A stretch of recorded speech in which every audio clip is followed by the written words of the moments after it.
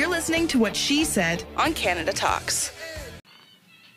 Hello, I'm Christine Bentley with Kate Wheeler, and joining us now is an entrepreneur who is a marketing and public relations specialist. Welcome, Corrine Dayman. Thank you. Now, Corrine, like the rest of us, you've been watching stories revolving around powerful men who may have used their positions to manipulate women looking for a job or women looking to get a foot in the door of any particular field. And you say that this kind of news provoked a need in you to publicly give young women, especially entrepreneurs, a heads up because you say you've seen it all. Absolutely.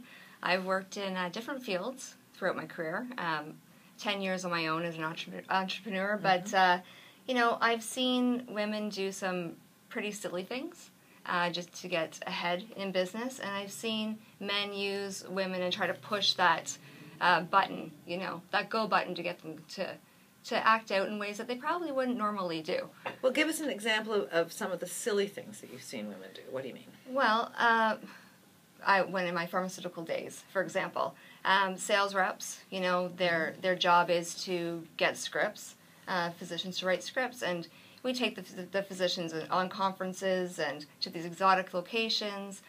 You mix sun and booze and, a little bit of party time, and, you get some activity that really isn't called for. And the problem with that is you're having fun in the moment, but you need to come back the next day and look professional. And that's pretty hard to bring that and reel that in again, Mm-hmm.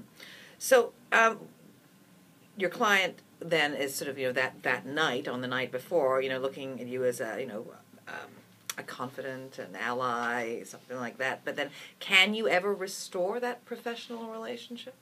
I think you can restore that professional relationship, but I think what I want to do today is set people up so that they are equipped and ready for what a client relationship can be like, and really keeping yourself really in a credible situation as you go along. So you're not having to make up for the pitfalls later on. Mm-hmm. Yeah.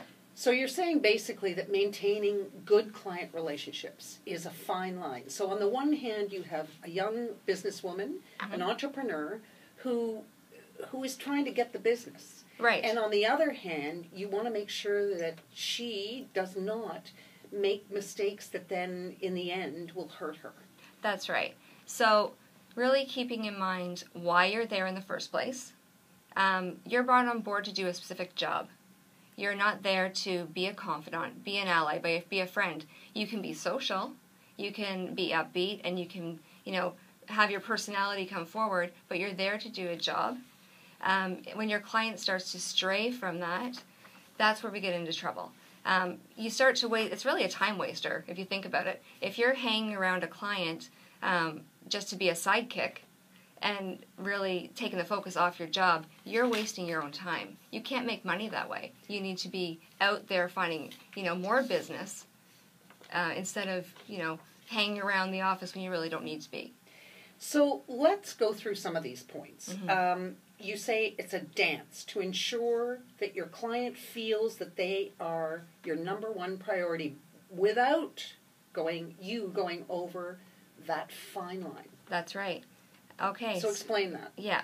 So the dance really is, you're not my number one priority, but don't mistake that for me flirting with you.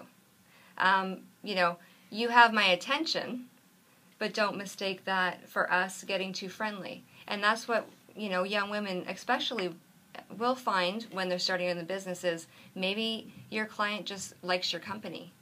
And it veers away from the business, and I'm in marketing, so I'm there to do your strategic plan for the year. Let's talk about that. Let's not talk about, you're lonely at home.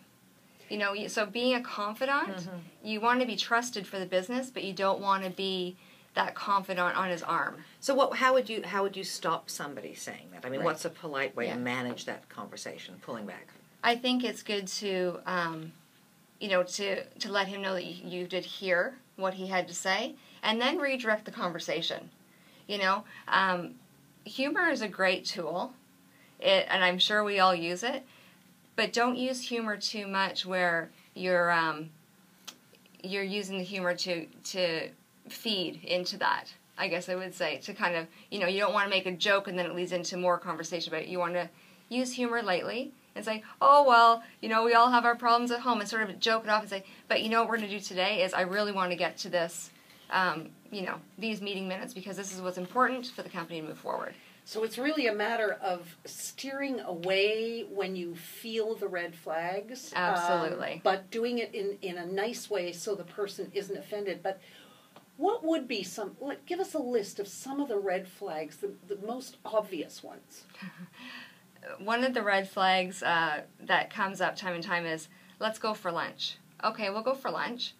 Now, if that lunch there's nothing scripted as far as what you're going to be talking about for the business, that to me is a red flag that you want to just get together and relax and talk about things outside of the business. Okay, then the alcohol starts flowing.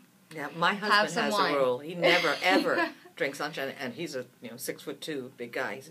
You never drink at lunch, whether it's a male or a female client. Yep. That's it. And that's a good rule, because when you start to get a little too comfortable, you start to get tipsy, you might say something out of line. You might say it yourself, not just your client, and that gets read the wrong way. How do you come back after that? So really, when the alcohol starts flowing, you start to get a little tipsy. You're going to chance getting a DUI, first of all. Yeah. And we know that, right? And not only that, but it probably becomes you're now relaxed. You're now not focused on the business. So that's right. Then it becomes personal. Right, and then you have to question, well, is this really a business lunch or is this a lunch date? I've been in situations many times where I've been asked for lunches over and over again, but we never really got to a contract being signed. Now, isn't that kind of scary when that's the mindset of the person who's inviting you to lunch, but you don't even really clue in until maybe 3 lunches down the road? And in my case, what happened was, you'd go for these lunches and then you realize they're talking more about their home life, they're lonely, are you married, are you engaged? They want to know more about your personal life. Mm-hmm. And you need to really put a stop to that.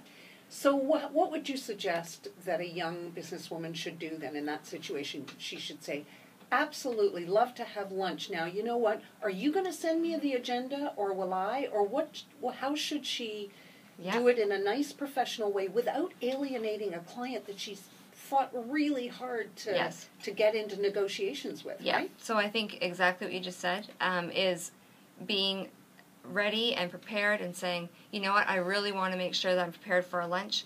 What would you like to discuss at lunch? And maybe I can put together a short agenda for us. And that, sending the message to him that I'm going for a lunch, I'm going for a business lunch. I am not here to entertain you. Mm-hmm. So if it feels wrong, it probably is wrong. That's you're right. Getting that gut feeling. Yeah. Now, what about when you're dealing with like we talked a little bit about jokes before, but sometimes jokes cross the line, and you might be offended, and it's like, oh, she knows who I am. We're colleagues. She's one of the guys. Right. I mean, how do you get that? You want to be sort of considered one of the guys, but you don't want to be unladylike. I mean, where's that come into play? How do you balance? So the jokes in jest. Mm-hmm. I mean, that's demeaning. If it makes you feel kind of off, you sort of think, well, that was kind of uncalled for. It means that it was. So a lot of us try to be too polite as women. We want to, oh, ha, ha, ha, and, you think, oh, my God, please don't let that happen again. But you need to actually say, that was really uncalled for. And what you're doing is you're setting the tone now for the relationship. If you keep letting the jokes in jest repeatedly come to you, you're actually telling that person it's okay. But then don't you risk, and I completely agree with you, and I don't mind if people call me the B word. Yeah. But you are at risk of saying, we don't want to deal with her, she's a bit of a... And that's okay too, because sometimes you need to draw your own lines. You're in business for yourself.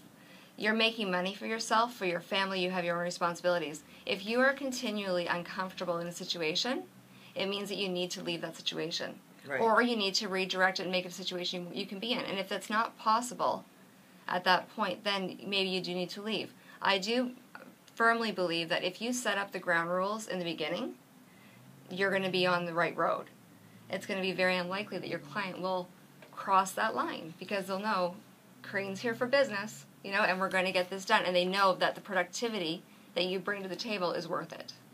We are going to head into a break. When we come back, we're going to talk to Corrine about something that I experienced, and anybody that worked with me there will know exactly who I'm talking about. I know what she's going to say. When you're dealing with the unpredictable loose cannon boss. Oh, yes. And this is, I might tell a couple of stories. So stay with us. We will be back here at What She Said right after the break. You're watching What She Said on YouTube. I'm Christine Bentley in studio with Kate Wheeler, and with us is Corrine Dayman, and we are talking about walking that fine line when we're working, whether we be an entrepreneur or working for a company, maintaining client relationships, and at this point we're talking about that loose cannon boss. Kate. Had one. Yes, had you one. did. You did. Okay, raging temper. Scary, intimidating, would phone people at home and yell at them, would say things like, I don't care, you can sleep when you're dead, told me she didn't care, kept on changing my shift daily. You're in at 3 a.m., you're in at 6 p.m., you're in at this, you're in at this, you're in at this. I said, look, I have an agreement. I work 10 to 6, family issues. You can leave your kids on the side of the highway for all I care. But honestly, would scream at people and really intimidate them, and I would say, go and make a complaint to HR. It's like, no, I can't. That is the only way, in my mind, that you will be protected. Because if she turns around and wants to fire you, then, you've already got a complaint lodged that this is a loose cannon. But how do you deal with a bully boss on a day-to-day basis? I left the company. That's one way, yeah. So, yeah. What are your suggestions about that when somebody lashes out at you? Right. So I've had a similar experience to you, Kate. So, and it was when I was much younger and just starting out working for a company. And same thing, just go on a complete tyrant. Whenever it would be our time to have a progress meeting, the two of us, he would take that opportunity to just go nuts, scream, yell, throw papers, slam doors. And I think I was 22 at the time. And I thought, oh, wow. My God. And the anxiety that perpetuates inside of you, you can't be productive. You go back to your desk and you think, oh, my God, and you're just beside yourself. And it's, if you allow it to keep on happening, he will keep on doing it, or she will keep on doing it. Mm-hmm. And you're right. You need to go to HR. You need to speak up. And what I say is what I wish I would have done was said, you cannot speak like that in front of me.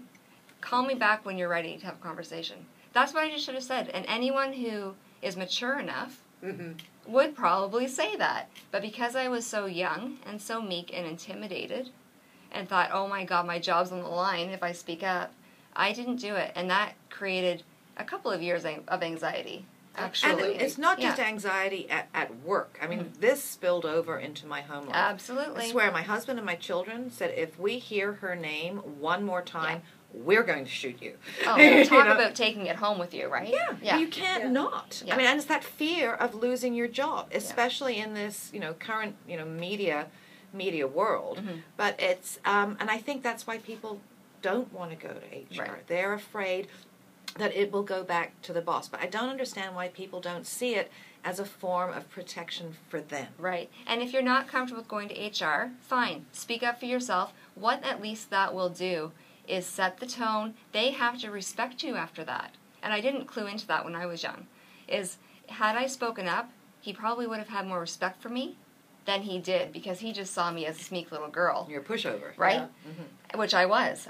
I was a pushover. I'm not anymore, but I was. So. Because the fact of the matter, what everybody needs to remember is you get paid to do a job. That's right. You are not getting paid enough to be somebody's whipping boy. Because they're going crazy and they need to scream and yell at somebody. It's not part of the job description. No.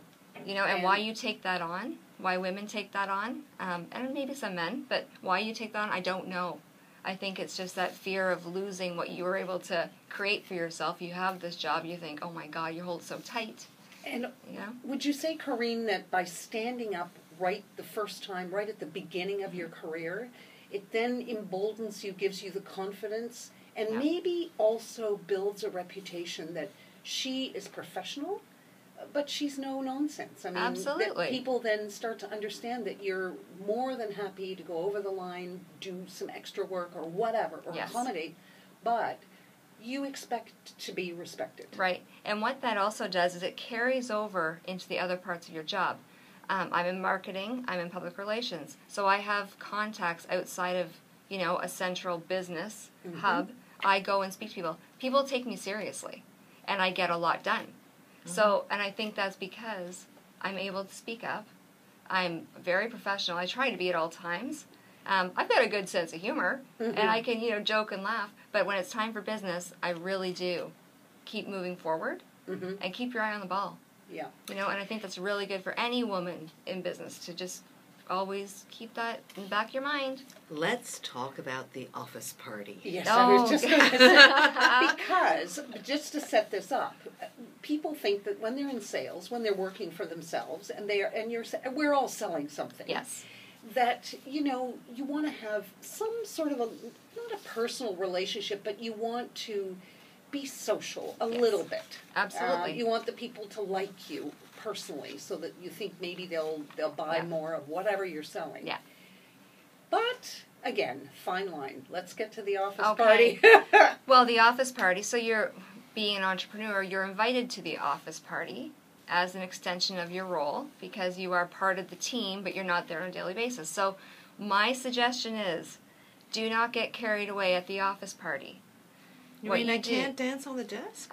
Don't get on the desk. Don't do it. I know you want to do it. But what you do, my suggestion is this, to keep things where you have set the precedent of where you are, you go in early. Your client, who's probably the boss, he is the host of this party. So he should be there with his spouse, greeting his guests. You go in early. You say hello. You meet his spouse. You have some chit-chat. Maybe there's conversation about a quick project. Maybe there's not. Whatever. Once the alcohol gets flowing and the party starts going, you say goodbye. You say goodbye. You're on your way. You have something to do at home. You've got a meeting the next day.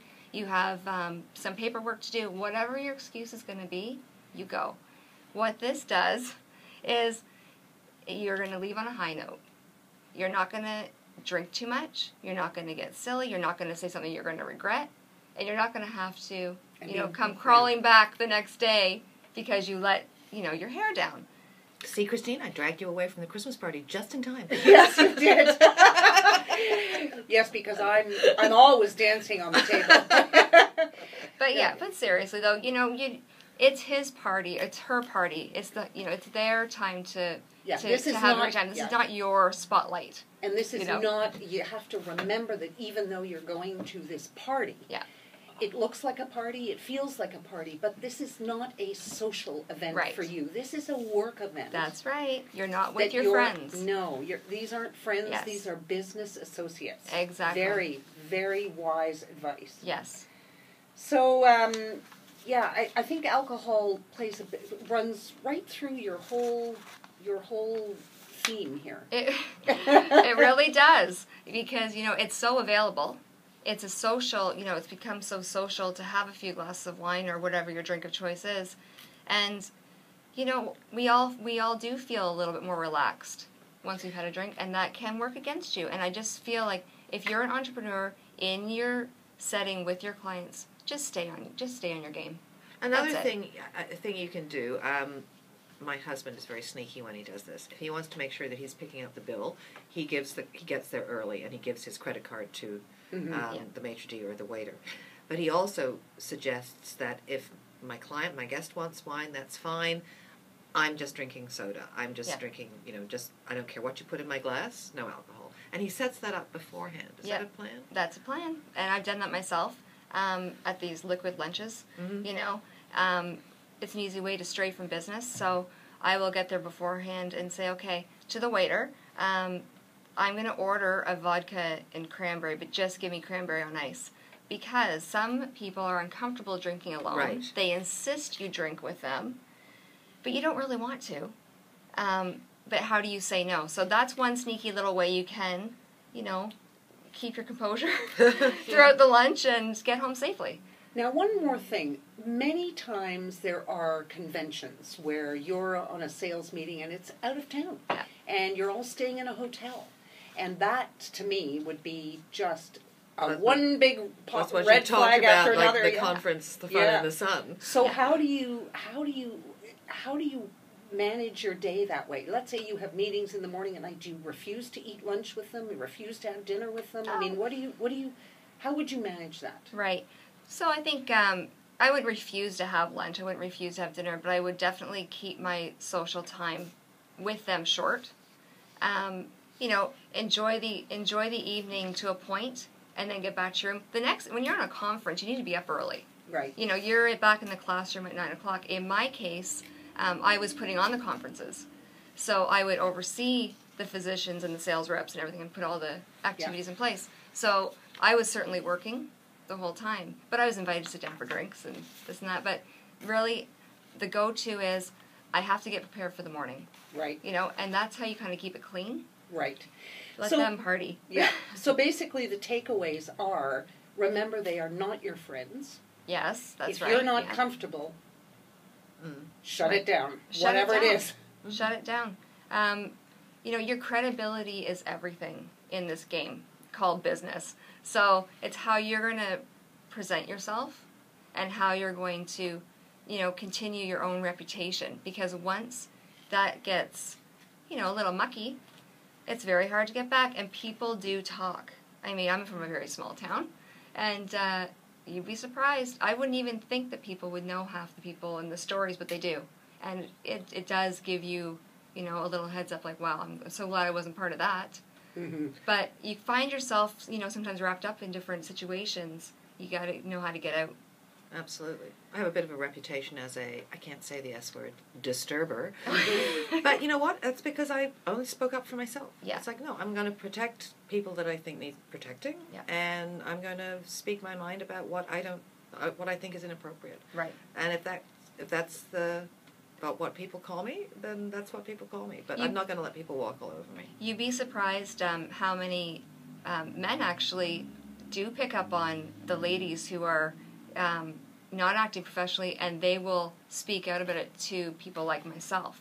So everyone pays attention, and everyone appreciates someone who is keeping their S together. Yeah. Okay, they really do. And you don't think they do, and that they're not watching? They're watching. They're watching. Well, Corrine Dayman, thank you very much for coming in and helping us guide some of the younger women out there and giving the older one of us some tips, too. It's great to get some tips before you make some big mistakes. Absolutely. Yeah. Thank you. Click the channel subscribe button for full-length interviews and more from What She Said here on YouTube.